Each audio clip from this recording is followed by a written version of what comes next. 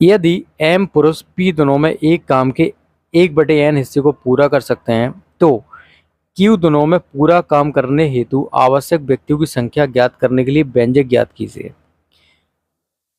यदि m पुरुष p दोनों में एक कार्य का कितना 1/n पार्ट खत्म करते हैं तो बोला जा रहा है कि q दिनों में किसी कार्य को करने के लिए कितने व्यक्तियों की आवश्यकता होगी। हमने मान लिया x व्यक्तियों की आवश्यकता होगी। अब यहाँ से n को ऊपर ले जाओ तो ये क्या हो जाएगा m(n)p बराबर q into x, then x is equal to हो जाएगा m(n)p डिवाइड बाई q।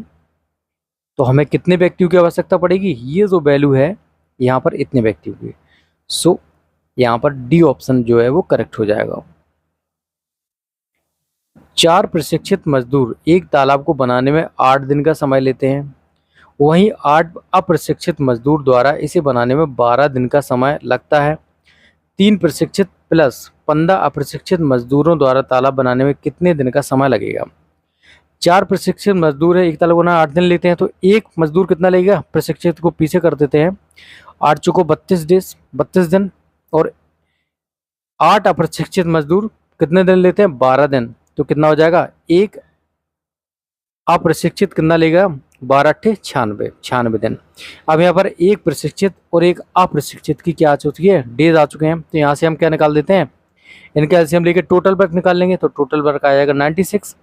तो एक प्रशिक्षित मजदूर की जो एफिशिएंसी वो कितनी हो जाएगी, 3, और एक अप्रशिक्षित मजदूर की जो एफिशिएंसी वो कितनी हो जाएगी, 1। अब बोला जा रहा है कि 3 प्रशिक्षित और 15 अप्रशिक्षित मजदूर द्वारा तालाब बनाने में कितना समय लगेगा। तो 96 टोटल कितना है, वर्क है। यहाँ पर 3 प्रशिक्षित लेने हैं प्लस 15 अप्रशिक्षित लेने हैं, तो 96 प्रशिक्षित की कितनी एफिशिएंसी है, 3, तो 3 3 का 9 प्लस, और अप्रशिक्षित कितनी है, 1, ये कितना हो जाएंगे 15। 96 बटे कितना हो जाएगा, 24, कितना हो जाएगा 4 टाइम्स, तो ये 4 डेज लेंगे बी। रंगा और राजू एक साथ मिलकर किसी कार्य को 6 दिनों में पूरा कर सकते हैं। यदि रंगा अकेले इस कार्य को 18 दिनों में पूरा कर सकता है तो राजू इस कार्य को पूरा करने में कितना दिन लेगा।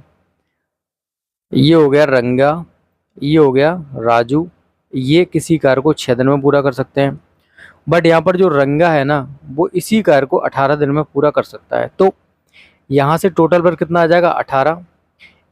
रंगा और राजू की इफिशियंसी जो कंबाइंड इफिशियंसी वो कितनी हो जाएगी, 3, और रंगा की कितनी हो जाएगी, 1। ठीक है। अब बोला जा रहा है कि तो राजू इस कार्य को पूरा करने में कितने दिन का समय लेगा।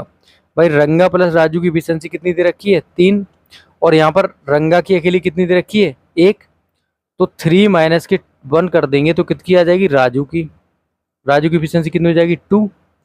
अब उसे 2 इफिशियंसी से 18 काम को करना है, कितने दिन में कर लेगा, 9 डेज में।